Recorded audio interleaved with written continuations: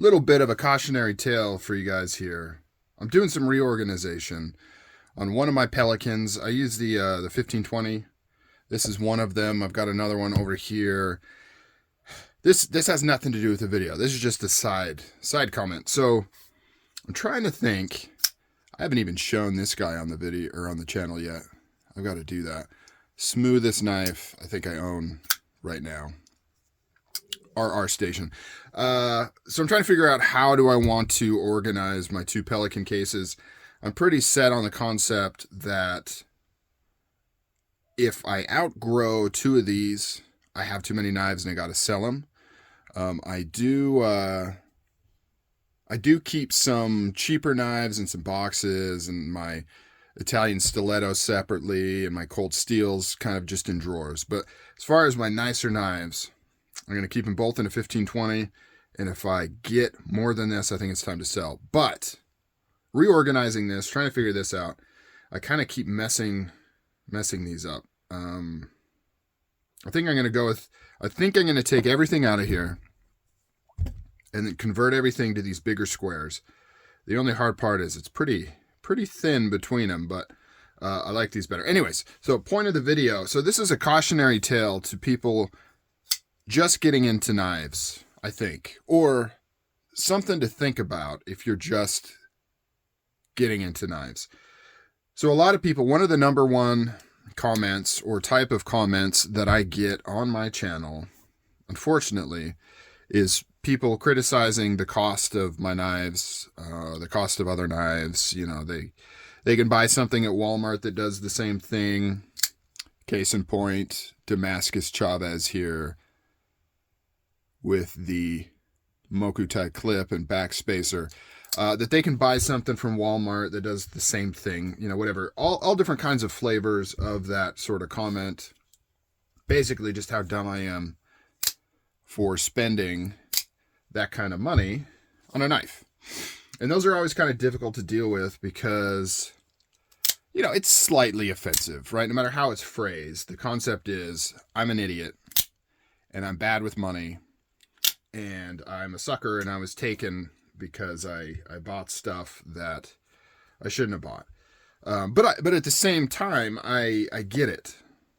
I understand, right? And I have little moments of clarity where I look at my collection. I kind of vaguely add up all the money I put into it. And I'm like, what have I done? You know, like, this is ridiculous, right? This is ridiculous. And I kind of get it, but the main thing though is I was where they are as well. And I was where, so this is to all the younger, newer, not even younger, just newer knife owners and collectors. I was there. I remember buying a $40 Boker. I don't know if it was a Boker Magnum, probably a Boker Plus, $40. And to me, that was, at the time, the most expensive knife I had ever bought. And I kept it in the box in my storage area because I couldn't bring myself to carry it and use it because it was so expensive. I couldn't do it. I was carrying $15 knives. To me, $15, $20, I could stomach. Carrying $40, $50, $60 was kind of my grail. And it took all of 6 months for me to completely blow that concept out of the water. And it's not because I started making gobs and gobs of money or became way more successful or anything like that. Your priorities just kind of, your mindset shifts and it starts to make sense to buy nicer and nicer knives.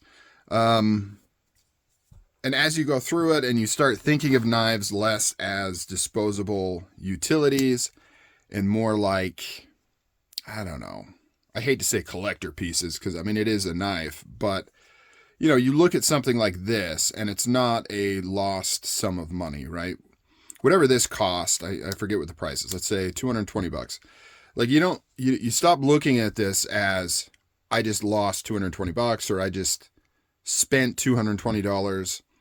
Just like you going to a fancy party or buying groceries where it's a consumable, You look at this more as, well, this is, I've transferred that USD or that fiat currency into an object. And this object has an inherent value. Let's say you immediately want to go flip it. You know you can get 200 bucks for it. What you've really done is you've just lost $25 for the ability to own this knife at this point in time. Now, if you carry and use it, that's going to adjust that value, but this is always going to be worth something, right? Even if I carry this, use it, sharpen it, it's always going to be worth something. It has a stored value because it's an object that exists, right? It's not a consumable per se. So once you start thinking that way and you start realizing you can own a bunch of knives, and it's kind of like stock. You can buy a bunch of knives, especially like customs, limited knives, things like that. You can own them, enjoy them, in my case, make videos on them, and then you can sell them, right? And most often, they're going to be worth less than when you purchase them. Sometimes they're worth the same, and even more rarely, but occasionally, they're actually worth more, just like a stock. It's just like buying a stock. Now, I'm not saying knives are investments or stock. I'm just saying it's not the same as, losing that money. But the cautionary tale portion of this, so this is all just leading up to the point that I'm trying to make here, is it's hard to go back from less expensive knives to more expensive knives. I've tried, right? For the sake of my channel, so that I can feature a lot of different knives, I can try a lot of different knives. I've tempted to go back in time and pretend like I am where I was, 15 years ago, and $50 knives were my jam, $60 knives, and that class of knife is better than it ever has been too. But even despite that, I've tried to go back, even after a hiatus, right? Maybe I'll take a few months off of being into knives or buying anything or anything like that. Even after taking a hiatus, I'll come back in thinking I'm going to only do sub $100 knives, so that it's more financially responsible and I can check them out and feature them more. And I've always been unsuccessful because once you kind of experience nicer knives, higher end knives, better materials, better action, things like that, you just can't go back.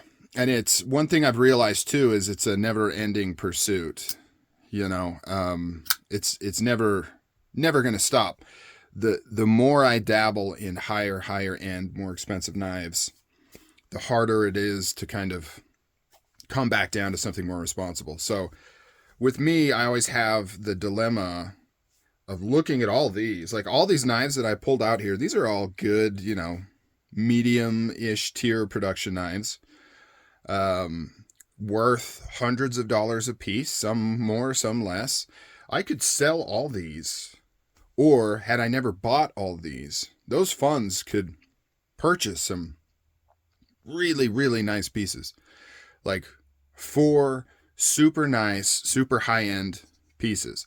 But I also know if I do that, it's kind of a one-way ticket to a certain degree. There won't be any coming back to something like this. So I'm always trying to strike a balance between having some grailed pieces, having some really nice pieces, but also having a collection, because it's cool to have kind of a collection. It's cool to do videos like this where I'm reorganizing, I'm going through stuff. I wouldn't say I've forgotten I have these, but it's not as like fresh on my mind of some of these. And it's cool to pull them out, check them out, maybe pluck a few, put it into the carry rotation, stuff like that. So aside from the ramble, the point here is if you are new into knives, don't criticize those that buy more expensive knives, because more than likely you're going to be there at some point too. And you may not think that's possible based on your income or your desire, but there's a good chance if you're in the hobby, you will start to shift into that and you will become that, and it'll all of a sudden kind of make sense, whereas now it doesn't make sense. 2, don't feel ashamed of that, right? We're all in the same game. We all get different enjoyment and different things. Like I said, it's kind of a one-way track. So enjoy those less expensive knives. If you like them and you think there is value there and you like to carry them and you like to collect them, that's all that matters. And that is awesome. You know, there's no reason to hate on other people who are further along the knife journey than you. I mean, I've been doing this for like 15 years off and on.